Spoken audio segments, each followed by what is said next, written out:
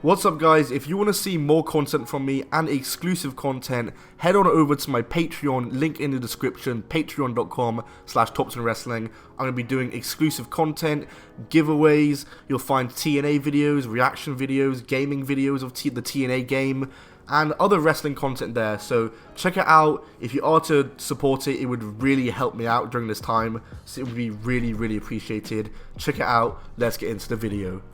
The Main Event Mafia was a stable in TNA that dominated the company in the years 2008 and 2009.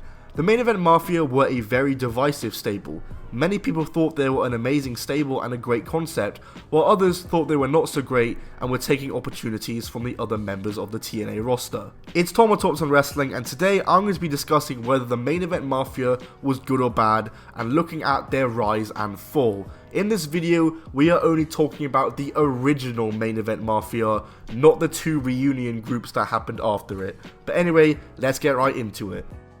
At Victory Road 2008, a babyface world champion Samoa Joe was defending his title against the heel Booker T in the main event.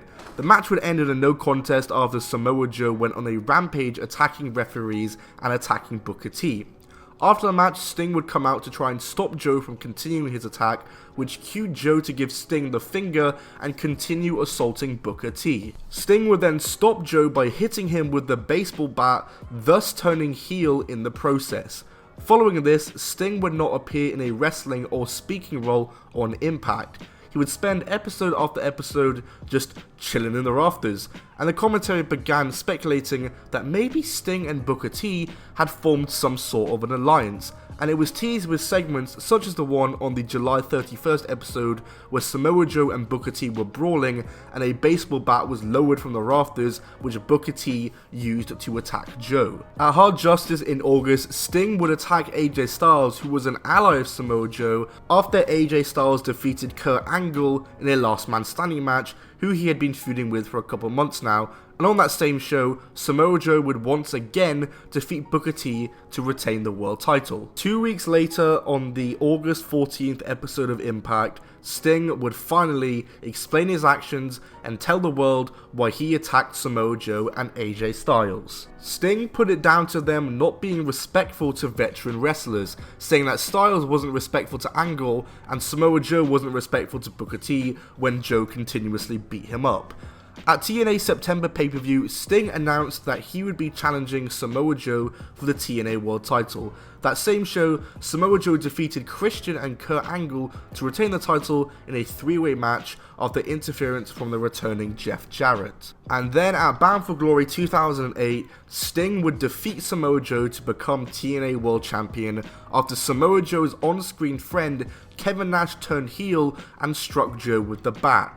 On the following Impact, Nash's actions were explained, stating he did the attack on Joe as revenge for Samoa Joe's shoot promo on Scott Hall in 2007, which is just such great continuity, like hats off for that.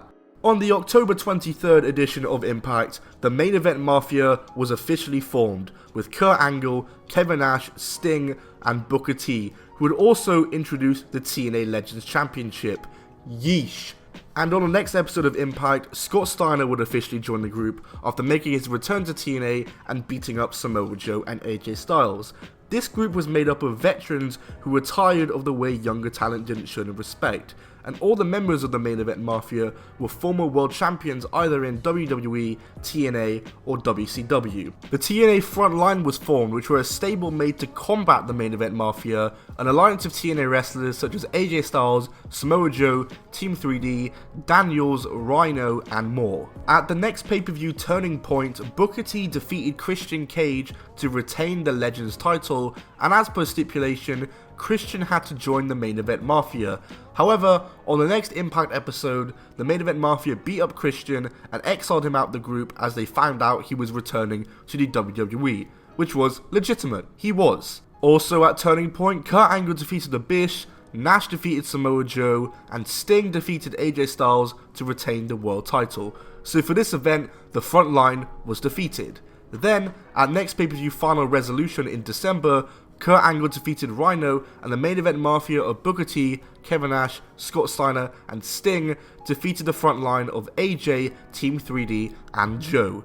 They one-ups them again. However, the Main Event Mafia would soon suffer their first pay-per-view defeat to the frontline shortly after, as at Genesis in January 2009, Sting would defeat Rhino to retain the world title, and Angle defeated Jarrett in a great match. However, in the main event, AJ Styles, Brother Devon, Mick Foley defeated Booker T, Scott Steiner, and Cute Kip? What? No, don't worry.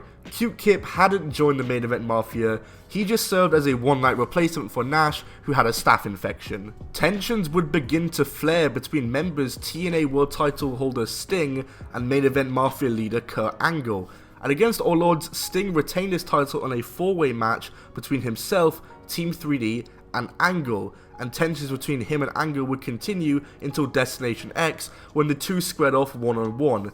The story being told between Sting and Angle was actually really good. I mean, the other members of the Main Event Mafia were very uncomfortable, and because the Main Event Mafia were brothers, they were like, nah, this isn't what brothers do, and the two being at odds caused dissolution in the Main Event Mafia. But at Destination X, Sting defeated Angle to retain the title. Also on the show, the feud with the TNA frontline continued as Scott Steiner vs Samoa Joe ended in DQ after Samoa Joe beat up Steiner, and AJ Styles defeated Booker T to win the Legends title. So it was a good story being told. Sting and Angle having their little tensions caused the Main Event Mafia to be losing matches. They lost focus. It was a good story being told. Losses on pay-per-view would continue for the Main Event Mafia, as at Lockdown, Sting lost the world title to Mick Foley, and the rest of the Main Event Mafia lost in a lethal Lockdown match against Jarrett, Styles, Daniels, and Samoa Joe. The Main Event Mafia had now lost all their titles, and they wanted to get them back as soon as possible. And at Sacrifice, they had the opportunity to get some back, but failed once again. Samoa Joe defeated Kevin Nash. AJ Styles retained the Legends title against Booker T after interference from Jenna Maraska, which is how Jenna vs Sharmell started. And the main event of the show was very interesting. It was a four-way Ultimate Sacrifice match between Kurt Angle, Jeff Jarrett, Sting, and World Champion Mick Foley.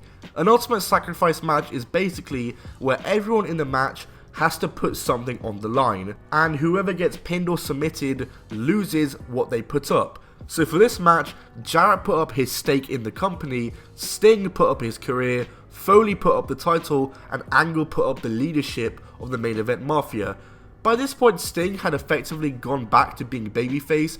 He was still part of the Main Event Mafia, but at shows he would often seclude himself from the group and would still interact with babyface wrestlers. And in this match, Sting famously, out of nowhere, pinned Kurt Angle to become the new leader of the Main Event Mafia in an awesome moment where he chose the leadership of the group over the world title. And Sting would make his leadership known immediately, as his first order of business on the May 28th episode of Impact, he exiled Sharmell, Jenna, and security from the group, which was a great move. Get Jenna Maraska out of there. The following weeks, Matt Morgan would express interest in joining the Main Event Mafia, which kind of went against what the Main Event Mafia was, as he wasn't a former world champion. Kurt Angle defeated Matt Morgan in a match on Impact, and afterwards shook his hand, expressing interest in Morgan joining. The next week, Angle and Sting faced off in a number 1 contenders match for the world title, where the winner would join the World Championship King of the Mountain match at Slammiversary, which Angle won after interference from Morgan, thus making Angle want Morgan to join even more, and Sting said he could join, but only on the condition that he beat Sting at Slammiversary. Slammiversary came round, and 2 of the matches featured members of the Main Event Mafia. First of all, Sting defeated Matt Morgan to stop him from joining the Main Event Mafia, thank God, and in the King of the Mountain match between Kurt Angle, Mick Foley, Samoa Joe, Jeff Jarrett, and AJ Styles, Angle won the world title after Samoa Joe allowed Angle to win the match and joined the Main Event Mafia? What? So, after months of feuding with them and beating them up, he just joined? Surely there has to be a good explanation for this. And there wasn't, because on the June 25th edition of Impact, it was explained that Samoa Joe was paid off by the Mafia to join because the Mafia couldn't beat him, which makes them look so weak. Also on this show, the Main Event Mafia turned their backs on Sting and kicked him out the group, thus making Angle the leader of the group again and starting a feud between Sting and the Mafia. Following this, the Main Event Mafia made it their goal to hold every men's title in TNA, and at Victory Road 2009, they got a head start on that goal. Them winning the titles at Victory Road was a very good story. It's just a shame because Victory Road 2009 is widely considered to be the worst TNA pay-per-view of all time.